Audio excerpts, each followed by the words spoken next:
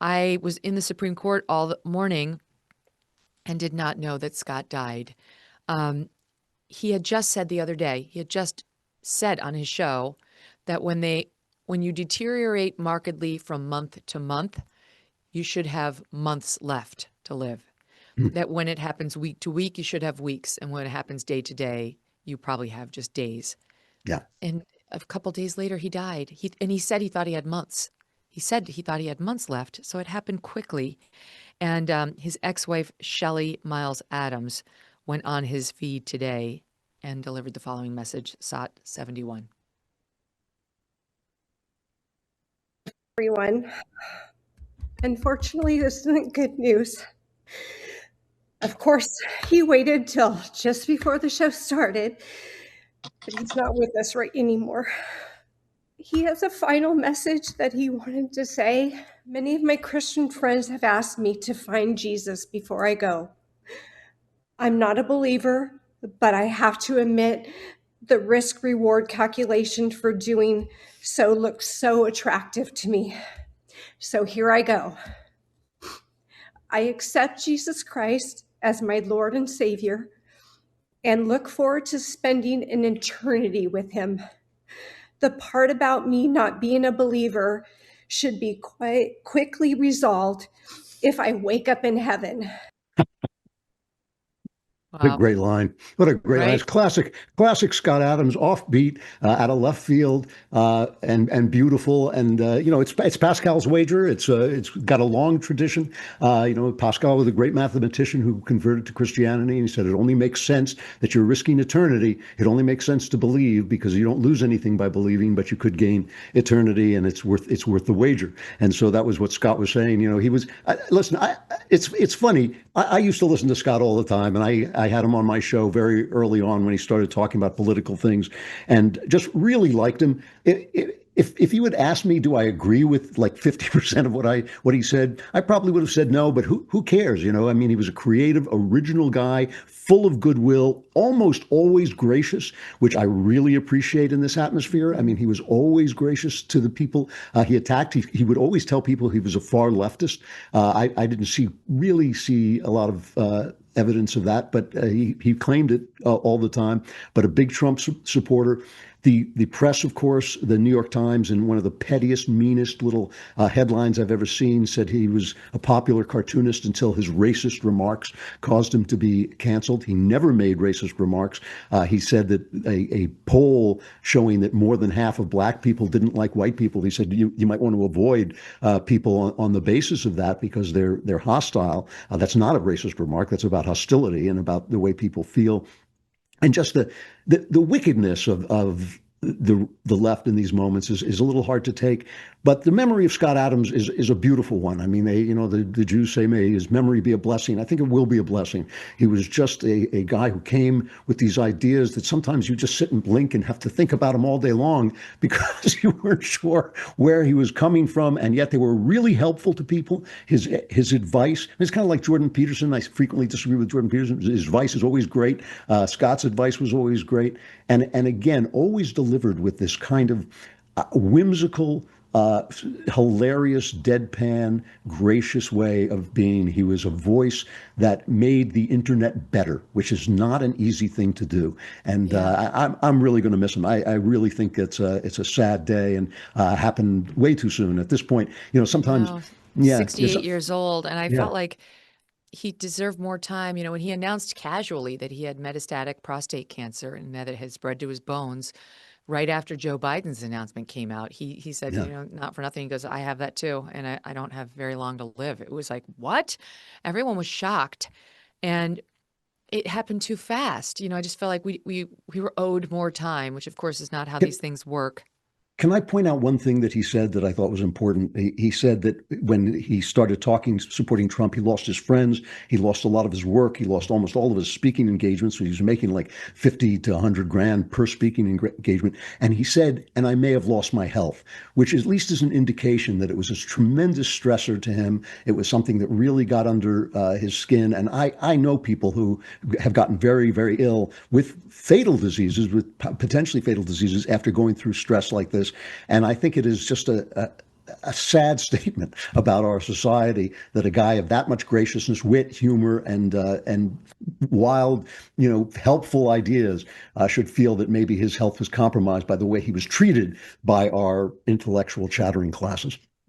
He was brilliant, and he Yeah. was the original Trump whisperer when nobody thought Trump could win. Yep. I mean, early on in the 15-16 campaign, he said he's going to win. And it was because he was an expert in persuasion. He was a hypnotist, and he had learned it's like the same thing as persuasion. And he had learned the way people who have high persuasion skills sound. And he saw Trump doing it from the beginning. And he used to do a lot of shows analyzing it. It was a very interesting thing to listen to. And so that's why he predicted it when very few did. I know some did, but very few did.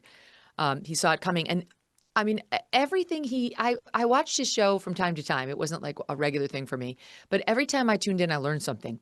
Scott would make an interesting, quick prediction about something, and I'd be like, oh my God, that's so obviously right. Why didn't I think of that?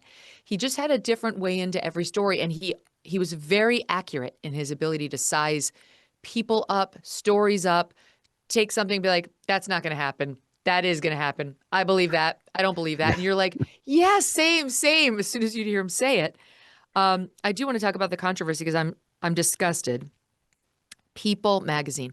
Didn't I tell you, my friends in the audience, didn't I just say yesterday, People magazine is a tabloid magazine? They're the new Gawker. They're disgusting. Stop buying People magazine. They're gross. They come out with a headline, Scott Adams, disgraced Dilbert creator, dies at 68. Yeah. This is so disgusting. The Boston Globe, Scott Adams, Dilbert creator, who veered into racist far-right commentary, dies. That's their headline to sum up this man's life. New York Times, breaking news, Scott Adams, whose comic strip Dilbert was a sensation until he made racist comments on his podcast, has died at 68. And by the way, I'll get to the juxtaposition of the New York Times on Qasem Soleimani when he died versus what they're saying about Scott Adams. But I do want to start with the People magazine piece. I'm telling you, stop buying People magazine. Stop going to their website online. Don't support these people. They are far left. They hate conservatives, and they've gone totally tabloid. Matt Walsh posts the name of the writer who attacked Scott Adams. It's Victoria Edel, Edel.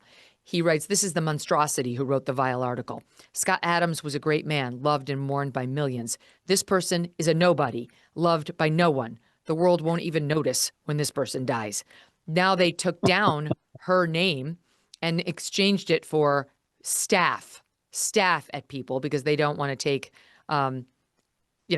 the responsibility for it. And hold on, there was one more. I can't find it. Hold on. Oh yeah, is this? This is from Matt.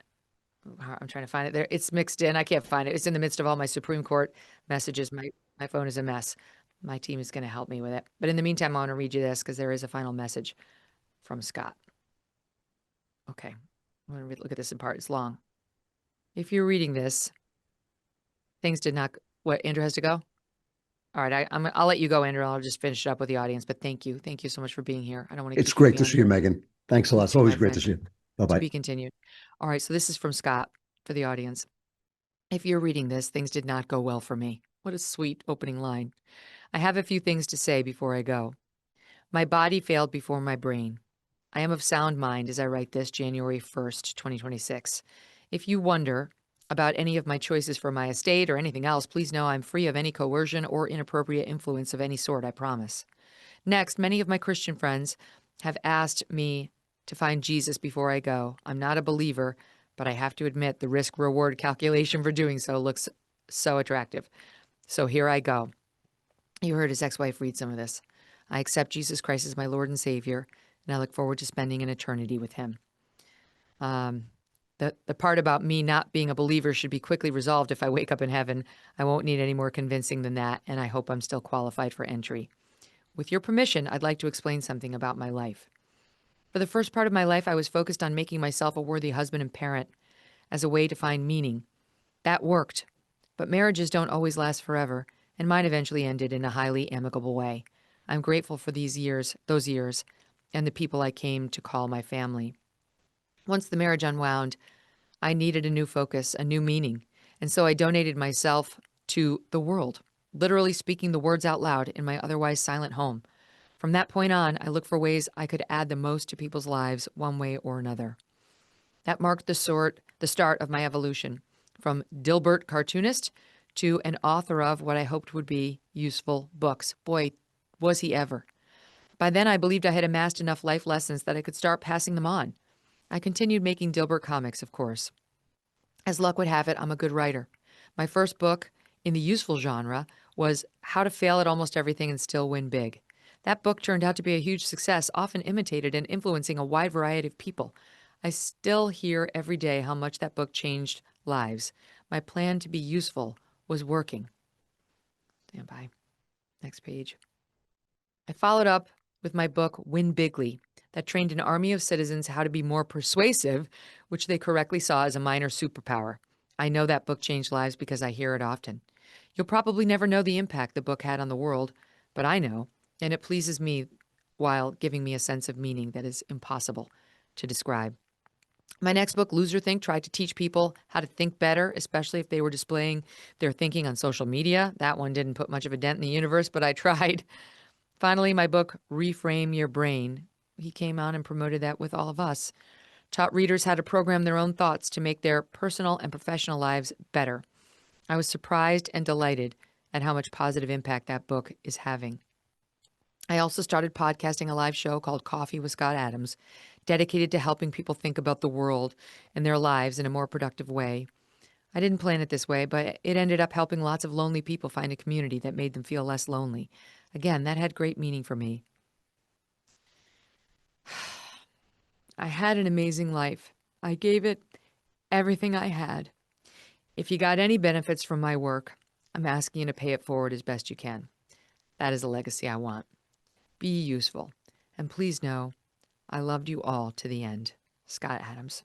Wow. It's a beautiful message. Gosh, he did so well. He did so well right to the end with his messaging. For all of us and giving of himself when he was so sick and in hospice care, which he announced last week. Why do the bad ones hang on forever and the good ones go so quickly? Like, I don't know. You just hear like someone terrible has something happen to them. And like, then they linger for another 20 years. Scott Adams announces 6 months ago that he's got metastatic prostate cancer and he's gone in what felt like a heartbeat. I loved listening to Scott. I learned from Scott a lot. I found so many useful nuggets in the lessons that he brought. And he was one of my teachers. And I'm really going to miss him. I'm very sad for him. I'm sad for his family.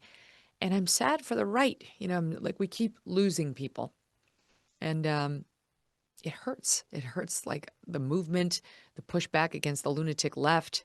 We need people like Scott, like with genuine wisdom to give. Gone too soon at 68. And those, quote, eulogies offered by the mainstream do not do him justice. How dare they take this one moment he had a couple of years ago? And you guys remember he came on here to talk about the controversy. We were his first interview after he did that show talking about the poll on black people not wanting to live near white people and him saying, you know, me either then, you know, it was classic Scott because it was provocative and it was a little tongue in cheek and it was sort of part social experiment. And he came on to explain all that to us. Steve, can you find the episode number just in case people want to go back and listen to it? Well,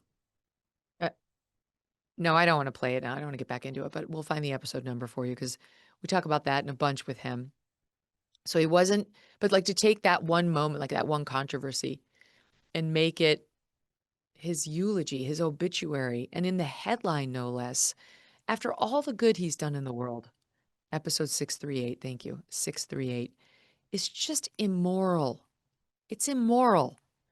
Like, why can't there be a bigger pull among the media to just, when you're eulogizing someone, just try to stick to their best moments and bury the stuff you find controversial if you must put it in his obit. down by the bottom. Why? How dare you put that into his head, the headline? And I just think it's like they would never do this to their side or to their heroes or even to like villains. I mentioned the thing about Soleimani. Stand by. I'm going to read it to you here. This is what they did to Scott Adams versus to Soleimani, a terrorist. Okay. Drew Holden found this online. Scott Adams, audacious creator of the Dilbert comic strip, dies at 68. His chronicle of a corporate cubicle dweller was widely distributed until racist comments on his podcast led newspapers to cut their ties with him. Here's Qasem Soleimani. Qasem Soleimani, master of Iran's intrigue, built a Shiite axis of power in the Mideast. The commander helped direct wars in Iraq, Syria, Lebanon, and Yemen, and became the face of Iran's efforts to build a regional bloc of Shiite power. How about all of the stuff about his terrorism and the Americans he killed? He killed Americans. That didn't make it into the headline or the subhead. But Scott Adams' comments, which again, they weren't actually racist. You have to go back and listen to the episode. But in the New York Times world, they were. It's just wrong. You know, I shudder to think what they'll do to me when hopefully many, many decades from now I pass. But I also don't really give a shit because they don't define me and they don't define Scott. And the people who loved Scott and the people who love all of us listening to this show right now know who we are, right? They don't believe this bullshit. They like being in the public eye. They will tear you limb from limb, even in death. And all you can hope is that the people who did know you, who listened to you in Scott's case and listened to your show and maybe occasionally actually got something out of it, know in their hearts who you were. I'm disgusted by People magazine. I spit on People magazine. I'm disgusted with the New York Times, as I am every day. And the Boston Globe, too. Shame on you for joining in on this. I'll miss him. And I know millions of Americans will miss him. And I know people listening to this show right now feel the same. So thank you all for being not just truth tellers, but people who see through the bullshit. And I believe the people listening to the show have been trained now that when you see anyone in the right wing getting piled on, and Scott may have called himself a leftist, but he was right wing. He was a right wing savant. Okay, whatever his positions were on various issues, that's a different story. But like, he was ours. He was. By the end of his life, he was ours. And it's perfectly fitting that he converted to Christianity right before he passed. That you have to take it all with so many grains of salt. You have to take it out with like one of those huge salt mountains that you see in the wintertime before they go to salt the roads, you know, because they lie